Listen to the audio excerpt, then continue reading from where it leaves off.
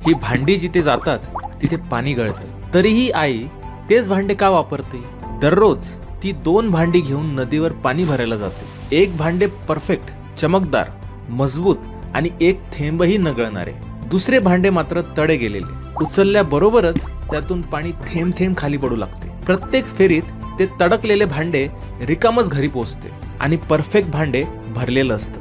एके दिवशी मुलगा विचारतो, आई, तुटलेलं भांड का वापरतेस? आई त्याला नदीकडे घेऊन जाते. हा रस्ता बघ. ती म्हणते, एका बाजूला फक्त कोरडी माती, पण दुसऱ्या बाजूला सुंदर फुले आहेत. तडकलेल्या भांड्यातून गळणारं पाणी त्या फुलांना दररोज पाणी देत होतं. तसेच मित्रांनो, परफेक्ट हा कोणी नसतो. तुमच्या हातात काय आहेत? मेहनत आहे. तुमच्या हातात काय आहेत? परिश्रम आहेत. त्या परिश्रम जर आपण चांगल्या प्रकारे केल्या तर नक्कीच आपल्याला यश मिळू शकतो. अशाच बाकीच्या कहाणी घेऊन आपण परत भेटूया. तुम्हाला जर हा व्हिडिओ आवडला असेल तर नक्की लाईक करा, शेअर करा, सबस्क्राईब करा. धन्यवाद.